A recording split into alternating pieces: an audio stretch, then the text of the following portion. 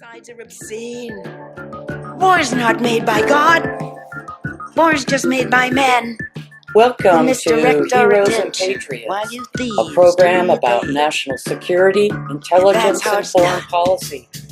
Today is Thursday, November 7th, 2024, and we are streaming live from the studios of KMUD Community Radio in Northern California.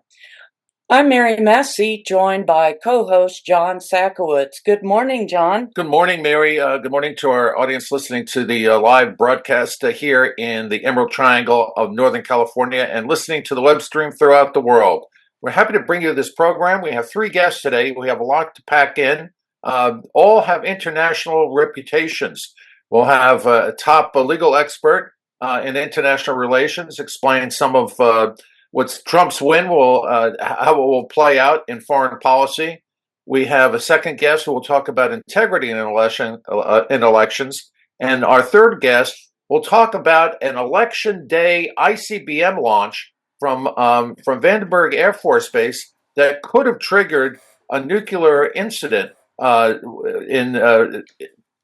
one of our enemies in Russia or China. Right. It's unbelievable that with a president suffering from dementia and a vice president campaigning for president, that the Air Force would have attempted this test at Vandenberg. It's just unbelievable, and it causes you to wonder who's in charge. Right, and that is an intercontinental ballistic missile that was fired, aimed at the area near the Marshall Islands. So we do want you to stay tuned and listen for that. Heroes and Patriots is archived here at kmud.org on our YouTube and Facebook pages. You can always check those out. And our program website, heroespatriots.org. And as Dorothy said, views and opinions of those our speakers are not necessarily those of the board, staff, underwriters, volunteers, or members at KMUD. And a big reminder, because we know there'll be listeners wanting to speak with us, you may speak to any of the three guests or all at 707-923-3911. We do ask, because we have a packed hour, that you be brief with your question and that it be on the topic that we are covering. So John mentioned we'll be speaking with three guests today about post-election results and what might a second Trump administration look like with respect to foreign policy, tariffs, diplomacy, and about that nuclear test that John mentioned that came out of California on Election Day. So we have a lot to get to, and we're going to start right now. Professor John B. Quigley returns in this first 20 minutes. He is the Professor Emeritus at Moritz College of Law, Ohio State University. He's authored many books on foreign affairs and international law, most recently, Britain and its Mandate over Palestine, Legal Chicanery on the World Stage. So, Professor Quigley, Dr. Quigley, welcome back to the program. It's good to see you again. Thank you very much. Great. We are so pleased that you're here 2 days post-election, because John and I have been upset, staying up late, watching the results, as I think many of our listeners are. So I wondered if you would just kind of react in a general way as to what stood out to you the most in this election cycle and the eventual outcome. On foreign affairs in particular, or yeah. I think it's very unclear exactly what is going to transpire. Mr. Trump has more of an aversion to being involved in things abroad than the Democrats. Mr. Biden was rather actively confronting China in a political way to try to counteract China and its involvement in Africa and other places. Mr. Trump may not be so interested in that. I mean, he may focus on trade with China, but for the political side, he might not be so aggressive, one might say. And that could be a good thing. How so? How could that be a good thing? Well, it doesn't pay to have a lot of kind of Cold War tension with other major Right. powers. Um, and I especially um, on things like the South China Sea, where the U.S. has been actively confronting Chinese aircraft and that sort of thing. Um, so, um, so that's one possibility is that there will be much less active U.S. Involvement. It'd be not only China, but of course in the other two major confrontation situations, Gaza and Ukraine. Right. So on Ukraine, he does seem oriented towards some kind of resolution sooner rather than later. He is skeptical about the continuing aid that we're giving to Ukraine. And of course, he's being criticized on that he's selling out Ukraine. But, at the same time, you've got a kind of stalemate situation there where people are just being killed in huge numbers on both Right. sides. And there's really no end in sight. There's no good answer, I think, of Ukraine, but some kind of, eventually there's got to be an agreement. And doing it sooner rather than later, may be the least bad option. Right. John? Yeah, Professor Quigley, first of all, thank you for being on the show. You're one of our top experts on international policy and human rights, and we're very, very happy to have you on the show. So thank you. My question is, just as Trump is very protectionist when it comes to our economy, with high tariffs, this, that, and the other thing, I suspect he is an isolationist diplomatically and a non-interventionist militarily. How do you think that will play out in foreign policy? That's my first question. And my second question is, we have a relationship with Tulsi Gabbard. She came here to Ukiah back when she was running for president 4 years ago, actually. And we spoke to her office yesterday, and Tulsi Gabbard, who has changed her party affiliation from Democrat to Republican, is on the Trump transition team. And she reports that the Biden administration is now what she calls Trump-proofing foreign policy.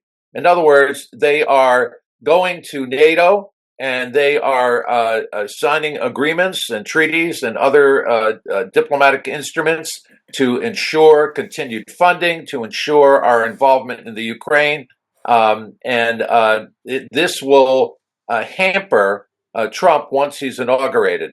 Have you heard any reports of Trump proofing in the State Department? And what are your thoughts on an isolationist, protectionist diplomacy? Yeah. What I have heard is that Mr. Biden is anxious to get everything that's currently in the pipeline for Ukraine actually delivered prior to the 20th of January. But that's not really Trump-proofing. That's not binding Mr. Trump. I'm not sure there's much he can really do to bind Mr. Trump. I mean, even if he enters into an agreement to deliver such and such items, Mr. Trump can countermand that. It may make it more difficult for Mr. Trump if it's already in process. But I don't really think that there's much that Biden can do in that regard. Right, and even though the elections is still underway, votes are still being counted for the Senate and the House. It looks like those are going to go to the Republicans, and changes could be made through those bodies as well as the Supreme Court and et cetera. John, you had a thought on that? Yeah, so I had a follow-up question. We talked about the Ukraine and NATO. What will Trump mean for Israel and the spreading regional war in the Middle East from Gaza and now to Lebanon and now Iran? What are your thoughts on Trump and the Middle East? Mm-hmm. That one is hard to figure. I mean, he said he thinks it should end quickly, but he doesn't have great qualms about the method Israel uses to end it. I mean, if Israel were to expel all of the people out of Gaza tomorrow, I'm not sure what Trump's attitude would be on that. He might just say, well, do it quickly, get it over with. Right. But with regard to Iran, I mean, what I'm hearing is that he might even be more receptive to some kind of an accommodation with Iran because he doesn't want there to be a lot of tension between Israel and Iran. So that would be, in a way, consistent with his more isolationist orientation. Professor Quigley, we have about 8 more minutes and we have our first caller of the program. Caller, if you're listening, go ahead with your question. Thank you. Thank you, Professor Quigley, for your insight. I wanted to go back to the Ukraine situation and your assessment of any attempt of accommodation there. What will be the results with Putin? I have friends in Estonia and the Baltic states, and they're extremely worried about Putin's next step. And related to that, in terms of the isolationists, there was just a meeting in Geneva this past week, and a gathering of international organizations, and they're quite afraid that Trump will pull back support for the UN, for WHO especially, as happened in the past, under Reagan, for instance. And so I'd love to hear your assessment of those possibilities, the lack of support for international agreements and the really enabling Putin's attempts to take over his part of Europe, the remainder of Russia, Europe. Thank you, caller. Yes, that's certainly a risk and a possibility. I would think that Mr. Trump would be inclined to pressure Russia to avoid doing anything beyond Ukraine, in particular to go into the Baltics, because I mean Trump does not want to see more conflict that might create pressure for the United States to be drawn in. Now, how he would do that, I don't know. I mean, Mr. Trump operates to some extent through kind of bluster and appearing to be strong and threatening. But when it would come down to it, I mean, assume for the moment that Russia does go into Vilnius or into the Baltics. How Mr. Trump would react, I'm not sure. In part because while he does have this general orientation, he also seems to react on the spur of the moment to situations, and there wouldn't be great predictability. Professor Quigley, one of the things I found most disturbing about Donald Trump is his kind of bromance with authoritarians like Hungary's Viktor Orban and Russia's Vladimir Putin. I think it's an insight into his own character. Is this a guy that wishes he were dictator instead of president? And are some of the things that Kamala Harris had to say about, Trump being a fascist, that kind of an authoritarian dictator, true? Are these insights into Trump's personality, or are these just mere friendships with Hungary's Orban and Russia's Putin?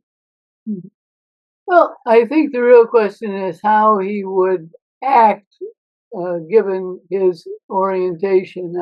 He does seem to have an affection for these authoritarian type leaders.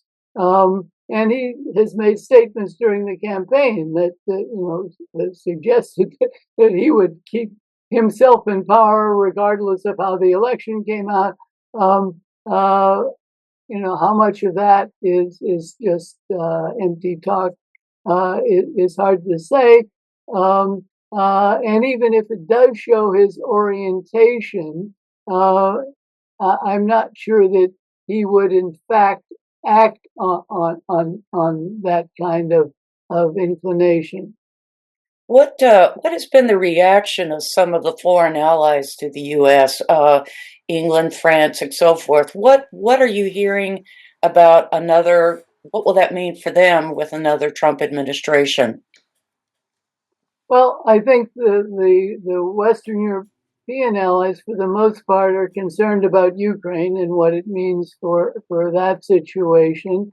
The Prime Minister of Italy, who is more on the political right, seems fairly happy with Trump acceding to the presidency.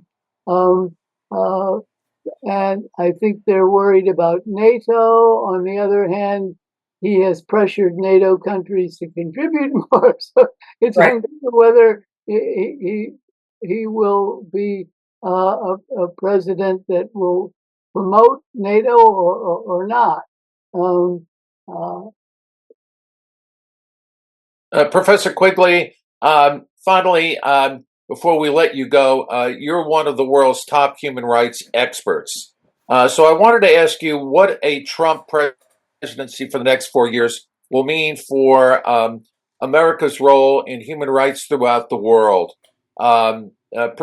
We have many listeners who are very passionate about the war crimes and atrocities that are being suffered by Palestinians right now, for instance. And the Biden administration's kind of like lukewarm response to all of that. It's very measured.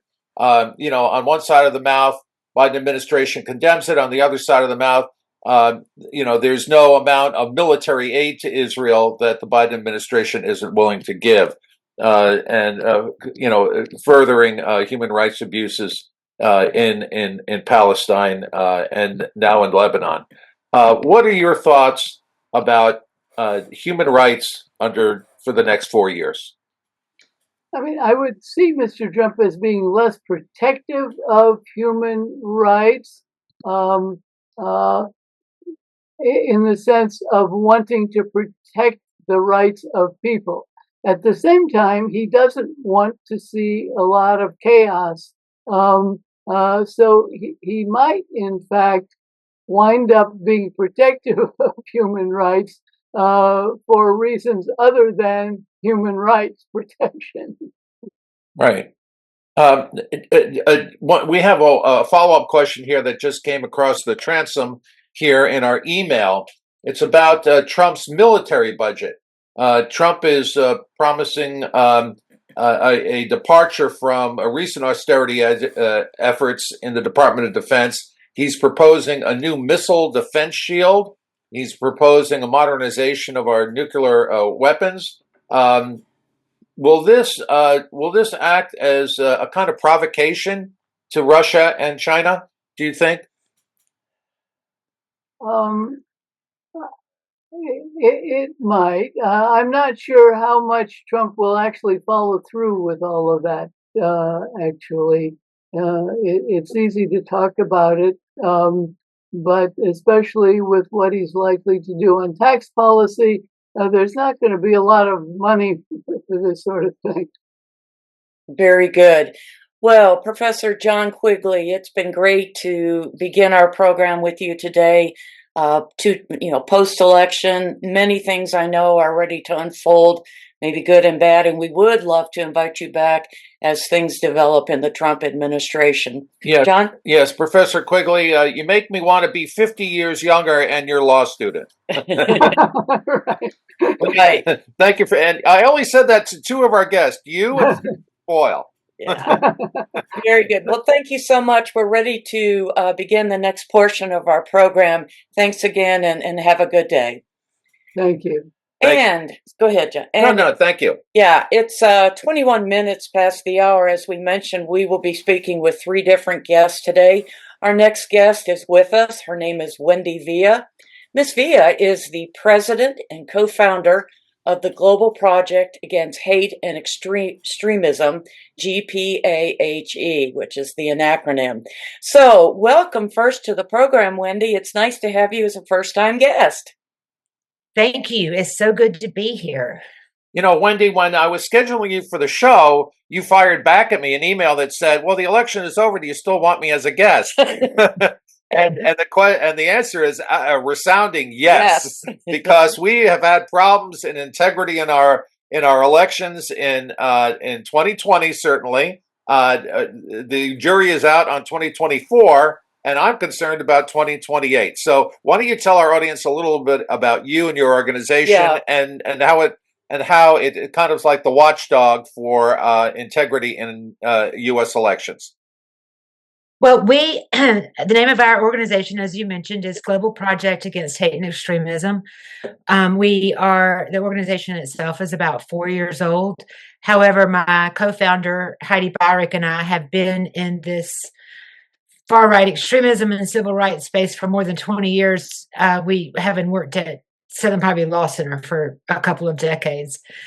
Our primary focus is the tracking and disruption of far-right extremism in the United States and its connections transnationally. We monitor everything from the more hardcore groups like Proud Boys and how their potential violence, how their messaging gets into the mainstream political discourse, and all the way up to the groups like Heritage Foundation that are behind Project 2025. Right. And then the connections, which, believe it or not, there are connections to all of this in other countries. Right now, we're particularly concerned with how the relationship with Hungary is going to continue to develop. That's the first I've heard of that. Yeah, and why do you say that? Well, because Viktor Orban is the current leader in Hungary. Well, actually, he's been leader for some time, right? Because he virtually can't be elected out, right? He has created a situation where the gerrymandering, the resources, the way the elections are run, and they have elections. So the idea that just because you have an elections mean that you're a free and full democracy that's not how we gauge whether or not something is a free and full democracy. Because Russia has elections, and but when you virtually have no choice is the issue, right? So Orban, who Trump believes is a very strong leader, but has virtually decimated the LGBTQ community, the higher education community in Hungary, free press. It goes on and on and on. Inculcated Christian nationalism. Trump, the Heritage Foundation, Alliance Defending Freedom, all these groups behind Project 2025 think that is the best example of and what America should be. Wow. Yeah, with Professor Quigley, I don't know how much of the show you heard. We talked about Trump's bromance with very authoritarian, fascist-like figures like Vladimir Putin and Viktor Orban. I think Trump once said if he had to be on a deserted island with anyone, it would be Viktor Orban. I can't imagine. I mean, trying to picture that will keep me up tonight. Yes, that is quite the statement, isn't it? But it offers an insight into him. And, towards the end of Kamala Harris's campaign, there was a lot of rhetoric about Trump being a fascist, and the Madison Square Garden rally reminded her of Nuremberg and what have you. But is it that far-fetched? I mean, you're kind of the expert on monitoring these kinds of things. Is it that far-fetched? Is this new Christian right that far removed from, the nationalist movement? in Nazi Germany in the 1930s? So I think that we might separate those ideas. They do kind of come together in Trump, but I wouldn't compare Christian nationalism to neo-Nazis or not the Nazi movement. I would say that some of their elements, just like in the Nazi movement, are very discriminatory, but not. For example, they are not overtly anti-Semitic, right? But they are overtly anti-LGBTQ, which was, of course, also one of the first directions that Hitler went when it came to rounding up people.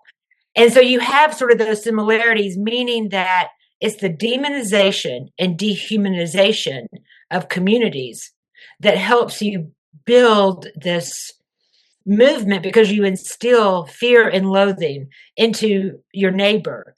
And that's one of the most important hallmarks of authoritarianism, is the persecution of specific communities. And how does your organization monitor these developments, map these developments? How do you report out to the public about them? Where do you go with all your research data? Well, we go a lot of places. Of course, every single thing we do is public and is available for anybody to use. So you can just go to our website like y'all did, and you can see everything that we do. In the weeks leading up to the election, and actually in the last few days, we have been very strong in monitoring what the fringe extremists like Proud Boys or White Lives Matter, 3%ers, those folks, what they've been doing. Had Trump lost, what kind of political violence might we be facing? What was going to spark it? We were watching all of that. I believe that had Trump lost, that is what we would be talking about right now. Right. Is what we could do about the political violence and what it meant to our communities in terms of the fabric of the United States. But since he didn't, we're not talking about that. We're already moving into what are the policies that are going to be put into place, these very discriminatory, backward, anti-democratic policies, and who is supporting it, who's making it happen. And the idea that Trump was going to continue to disavow Project 2025, I mean, the chances of that were zero, right? This is what he wants to do, or what he is willing to be led to do, as long as it does not interfere with his own personal agenda. Like, he's going to be fine with a lot of this stuff as long as everybody leaves him alone to do the couple of things that he thinks are important. Right.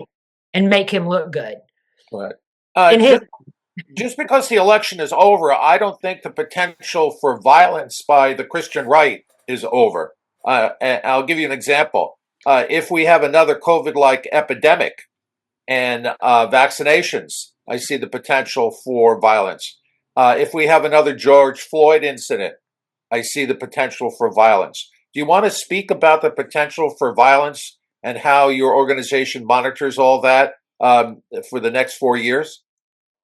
Well, I want to point out that what we monitor is far-right extremism, and the reason for that is because that is where most of the violence manifests, and the people and the actors who actually engage in it. It is very difficult to predict. Well, it's impossible to predict, right, what's going to happen. But I can very much see that if some of these policies, some of these really backward, anti-democratic, punishing policies go into place, that you're going to have people go to the streets and protest, which is their right to assemble and speak. But what we will have to be worried about is the counter protesters. And that's what I think you're talking about. Yes. The ones that will come out, and then, like in the racial justice protests, you have people like Kyle Rittenhouse, who thinks that they're going to go and attend this protest because they're going to protect the shopkeepers and the citizens of that particular town. And so it's a very dangerous, volatile situation. And certain states need to be monitored more than any others. I'll give you an example. I used to work for the sheriff's office here, and half my colleagues have retired to Idaho and Montana. And I tell you, it's, libertarian movement is huge there. I mean, the open carry movement is huge there. You've got dudes walking down the street packing, and you've got Winchester rifles, on a rack in their pickup trucks. These guys aren't John, I live in Alabama, so just to let you know. You know about this. I see it. Yeah. So what states need to be monitored maybe, and how do you do that? Well, this is, so again, you have to look at it. I don't like to say separately because I do believe it is all connected. There is always a dot. There are always dots to be connected between a potentially, hardcore group and a policymaker or policies that get enacted. And just Idaho, that has been a hotbed for 30 years. I mean, back earlier in our career, you had the National Alliance. They bought up the entire town and and terrorized the town. Now you have a lot of communities that are being developed. I think there's one it's either Tennessee. I think it's Tennessee. And these are communities that are being developed. They're buying land specifically for a certain type of Christian ideology. Wow. And a certain type of family. So it's no longer the very obvious racists that are doing this, because we've all heard about we're going to have only a white town. That's happened throughout the years. Now it's like we're going to have everybody that thinks the same.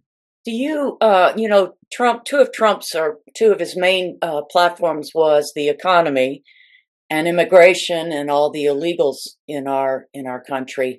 Does your office, does your organization look at that? What do you foresee happening? Do you think the military our military will get involved with martial law? Martial law, and obviously these are by Trump's idea. Foreigners, not like me, Yeah, what's the potential for violence in getting 10 to 15 immigrants, deported? That's where I was going. Well, I think that if he follows through on this promise to round up immigrants, now don't remember that they say that they're undocumented. That's who they're going to be targeting, but the way their plans are described, it will be impossible to only find undocumented people. They will be rounding up people that have permission to be in the United States, and then they'll be housed, as they say it, until they can be deported. The potential for violence, as you can imagine, is high. Not because, in that particular case, it's just that you have government officials that have been given a mandate to round up people by any means possible. And there's going to be some kind of pushback. Right. But the thing that we are concerned about in the immediate is the militias, the border vigilantes that we have. It's going to spark that kind of activity around the country where it's mostly been concentrated along the southern border, and they're going to decide. They believe they have been given permission to help do this, to help identify and deport. And I say deport in air quotes, the people that they believe to be undocumented. Right. Yeah. I'm wondering whether it just stops at undocumented people, whether the Trump administration, with say the backing of the National Guard and a martial law order, whether the time will come possibly that LGBTQ community has got to be deported, or maybe just rounded up, and or maybe I don't know, political opponents. Well, I think of the DACA children that were born here, and yet their parents may not be legal or are legal. And how do you sort all that out and make sure we have a caller. I'm going to go ahead and quickly get this call for you, Wendy. Caller, go ahead with your question. Oh, thank you so much, Ms. Villa, for your important work. And I also, the Southern Poverty and the Poverty Law Center is also a wonderful place where you had been. I'm just wondering if you could discuss a bit who is funding the far right, and is it the relationship with the Heritage Foundation and other more extreme conservative funders, and at the same time, how is support for your efforts? Because I'm wondering if the American philanthropic community, more mainstream ones, are coming to the table now. Yeah, those are good questions. Thank you very much. There has been quite a bit written in these last few months or last year or so about who is funding these organizations like Heritage Foundation, Alliance Defending Freedom, American First, there's so many of them. If you just want to look at the list of Project 2025 supporters, you'll see all that I'm talking about. And you do have some very big money people like the Koch brothers, like I think it's pronounced Uihlein family. Then you've got there's a couple of billionaires out of Texas. But the point, I think, the answer to your question is really that we are talking about a handful of billionaires who are funding this movement. But there is a grassroots movement primarily through the churches, right? So you do have that combination.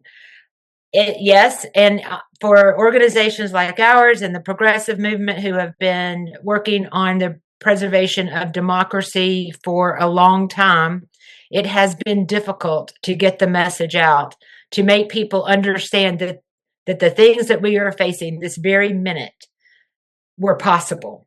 Because Go ahead.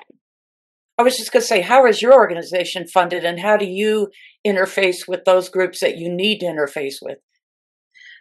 We are funded privately. We don't take any government money, which I have to say, thank goodness, because people who, progressive organizations who do take government grants, which is completely legitimate, but they're going to be, in this environment, it's very likely they're going to be harassed and investigated coming up. I see we're almost out of time, but how can we follow you? How can interested parties follow your work? How can our audience follow you? Right.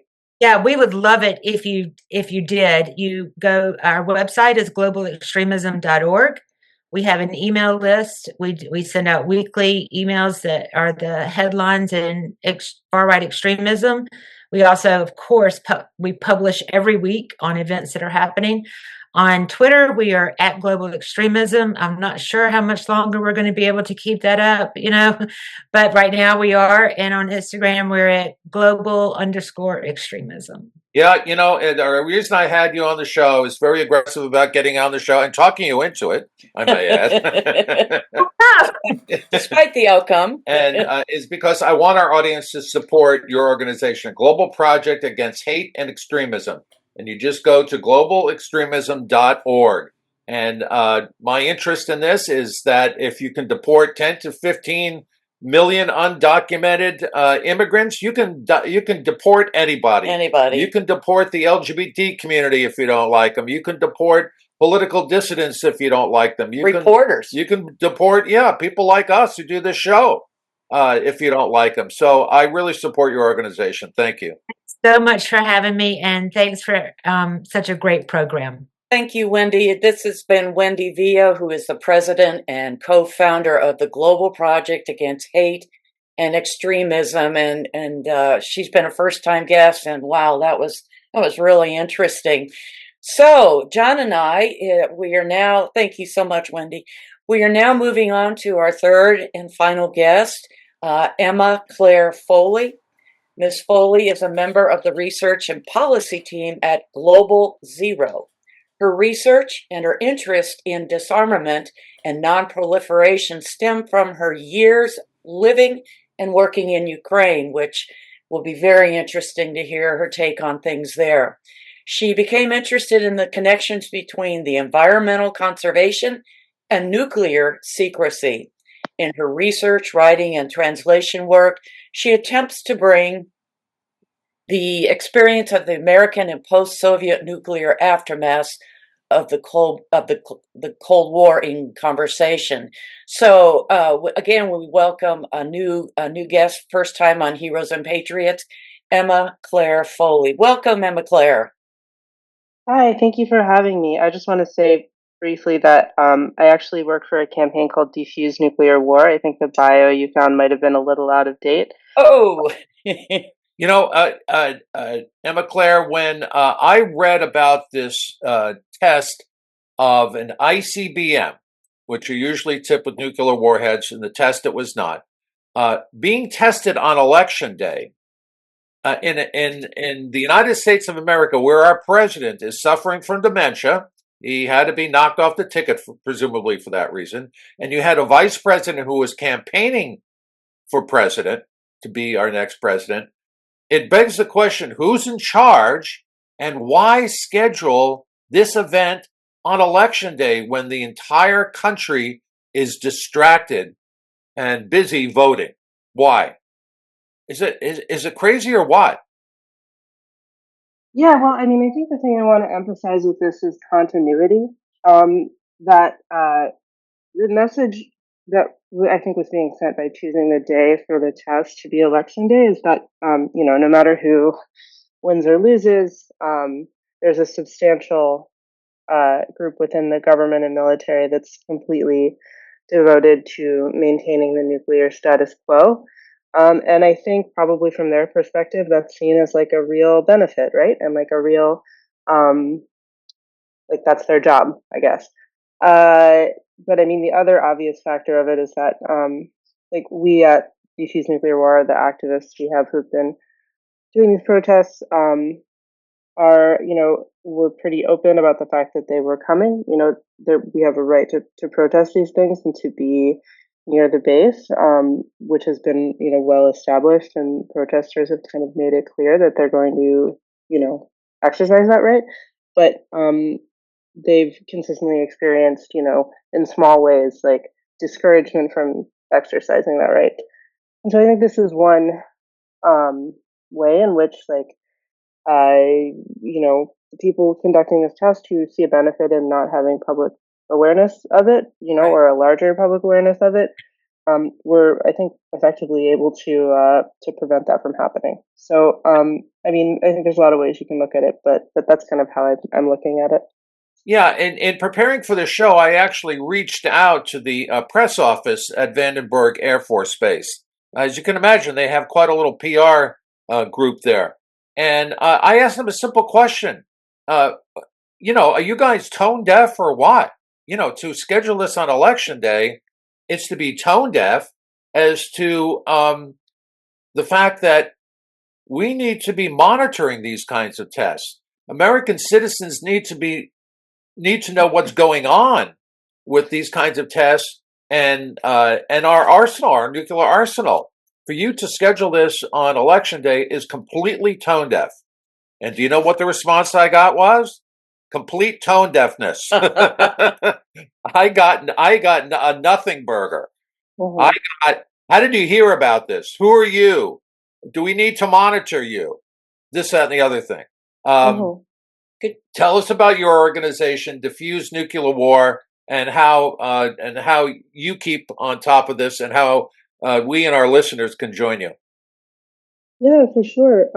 Well, we're very much member guided. I'm a campaign director, but a lot of that consists of talking to people who are on the ground and already doing work against nuclear issues, and sort of letting them give us a direction for this, because I've worked in, nuclear policy issues and organizing around these issues for 7 or so years at this point, maybe more. And, it's become clear to me that the really kind of comprehensive effects of this technology, like in every U.S. state, across the world, obviously, but, in terms of the area that I work on professionally right now, is kind of a big missing piece in the public understanding of nuclear weapons and nuclear technology.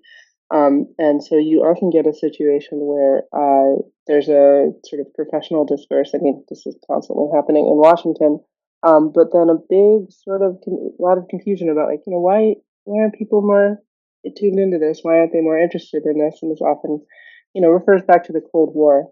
And I think kind of what you personally experienced in the Air Force really shows an answer to that, which is partially that there's like an active, an ongoing effort to keep this stuff out of the public eye, right? Because that is seen as part of the mission of people who run our nuclear enterprise.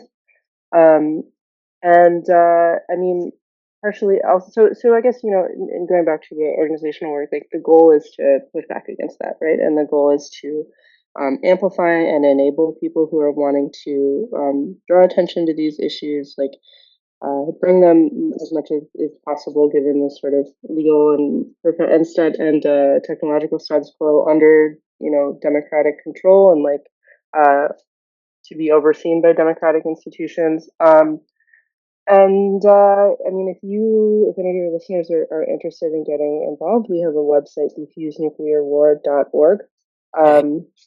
And you can also just email me at Emma Claire, EMMACLAIRE at rootsaction.org. And Roots Action is the group that our campaign is nestled in. I'm interested in hearing your thoughts on the possibility or not of nuclear efforts going on in Israel, Iran, Russia. How close are things there? And in general, we'll take a call after this question. How close is the United States involvement? And then how close are, the Middle East and Europe with respect to using nuclear weapons? With respect to using nuclear weapons, well, I think that we have to consider this like an ongoing possibility. My basic framework for talking about this has to do with essentially if you have more nuclear weapons that are in a position to be used, right? They're not like dismantled or in a storehouse. They're in, on their launch vehicles. Right. If they're maintained in a position to be used at on short notice, as with the land-based nuclear missiles that the test was for, then it becomes more likely that they will be used. So for me, I mean, in the Middle East, and I think with Russia as well, there's been a conversation about the possibility of using nuclear weapons. The Middle East, the conversation is more about a preemptive strike against Iran getting nuclear weapons, but there are different scenarios with Russia, and I think it's important to note that this conversation is ongoing, I think, within Russian circles, within U.S. circles, and more broadly. Over the past couple of years, I've seen an increasing willingness to kind of regard what's been known in the past as a small or limited nuclear strike, which, to provide some perspective, could be within the range of destruction caused by the bombs used in World War II, kind of the big case that we have for reference. To regard that as possible, or even like, not something to get worked up over.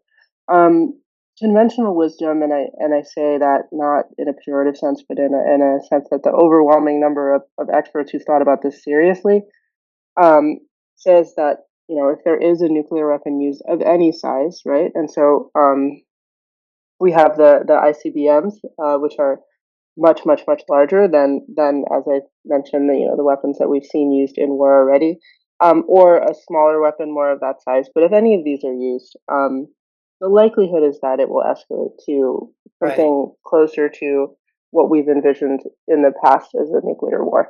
Right.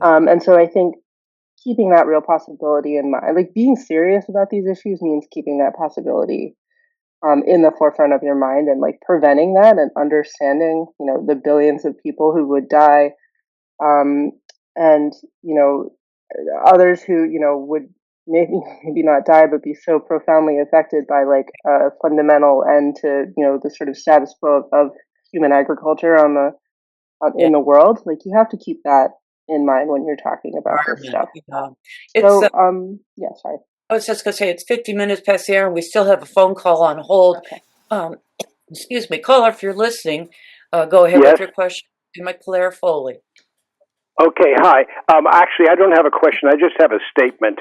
Mr. Trump is a brand when you think about it. He is not a politician who has a lot of political backbone like Biden has.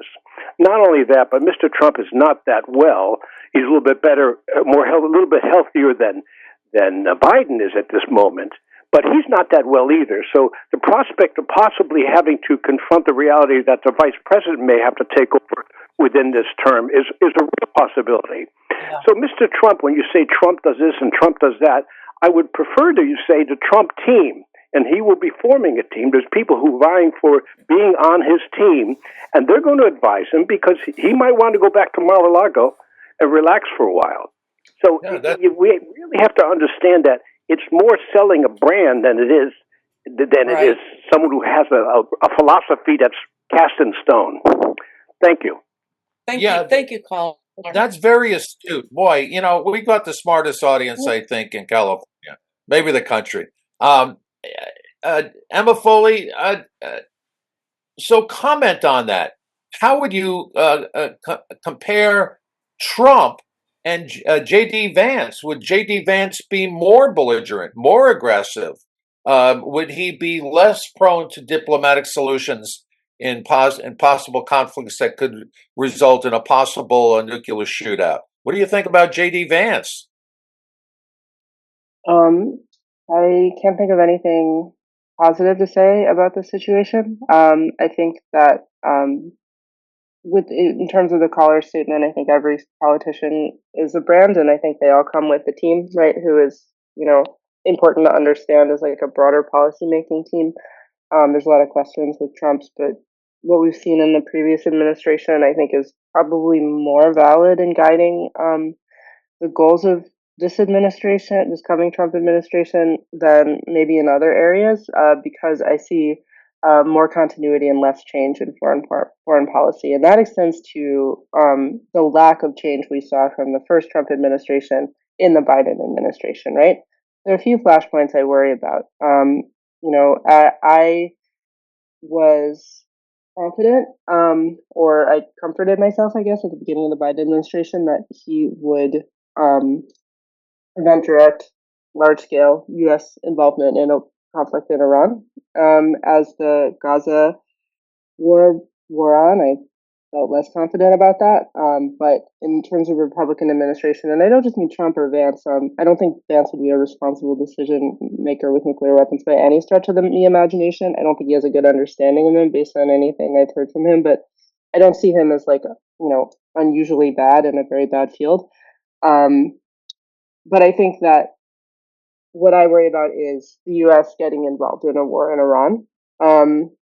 I worry about decades of completely irresponsible rhetoric about preventing Iranian proliferation, and then there's other things as well. I mean, I don't know that they come into the nuclear equation so totally, but I think we've seen like a lack of progress and a sort of step back on a more responsible nuclear status quo, and I think that will probably just be accelerated. Mm-hmm. Final question. I came into activism in my early 20s. I was a member of I went to Johns Hopkins, but I lived in the Jonah House with the Berrigan brothers, and Ted and Daniel Berrigan, two Jesuit priests, and a group of former nuns and priests who were all anti-nuclear war activists. And we would do things like hear about a new development program at the Department of Defense, and we would take pints of our blood and throw them against the walls of the Pentagon and things like that. And we were able to plug into anti-war activities because we lived in Baltimore. We lived so close to Washington. We were kind of plugged in, and the Catholic worker movement was plugged in. How does diffuse nuclear war plug into what the military might be doing secretly, or not so secretly, opaquely, we'll say? How do you find out as to what they're up to, and how do you organize a response by peace activists against them? How do you mobilize all that? Yeah, well, I think that it's a common question, maybe a common pitfall of the anti-war movement over the years that, like, you know, yes, the U.S. military is doing egregious things in different areas, and you find out about like sort of U.S. foreign policy projects that maybe spend a long time at the level of rumor or even conspiracy theory, and then they turn out to be somewhat true at least. And so I think you can really get caught up in the sort of information war of this. And one thing that's important for me as a peace activist is not feeling like I have to sort of choose a player in any global conflict, because I think most of the options are bad. And so all that is to say that you can get a lot done by just responding to things that the military and various elements within the U.S. foreign policy establishment are perfectly willing to admit openly. And I think my goal in terms of the way I frame and speak about these issues is to help maintain that sense of normalcy and like decency, right? Have people apply the same, sort of judgments they would to their own lives to what the U.S. is doing abroad, and how it structures its foreign and military policy. And I think that can be a really strong organizer, and that I think does help us work within the anti-war movement as it exists today, right, centered around response to Gaza and to a variety of conflicts around the world. So that's kind of the short answer, but it's as with anything that takes in kind of the whole world as its subject, it's important to keep paying attention. And are there chapters around the country, or do you just have one office? And how does that work? And we're just about out of time, but I want you to give that website again. Yeah, so our website, just to start, is diffusenuclearwar.org. You can go on there and sign up for updates and sign some petitions, donate, get involved. There's plenty of ways to get involved. You can also reach out to us through that website by email or through the email that I gave. We have sort of a central group of organizers and staff who work with organizers across the country. Sometimes there are groups of them who organize in a kind of chapter formation. Some are more individuals if they're in a rural area or in kind of like a really strategic place. So it's, as I said, it's really just like who wants to get involved and how they want to get involved. And we try to do everything we can to help them do that and give them what they need. Very good. Yeah, we want to thank you for being a guest on our show, Emma Claire Foley from Diffuse Nuclear War. There's a lot going on in this area. Personally, I think ICBMs, land-based nukes, are obsolete because most of our nuclear platform is already submarine-based and virtually undetectable. There is the U.S. is on track to modernize its ICBM force with Sentinel missiles, and the price tag on that is going to be about $500 billion. So there's a lot going on. We have a new president, and he seems to be committed to a defense budget. So we hope we'll have you back on the show for a follow-up on all of this. And we urge our listeners to support Diffuse Nuclear War, and as well as the other two organizations and guests that we had on the show earlier today. Thank you very much for being on the show, and we'll invite you back. Thank you.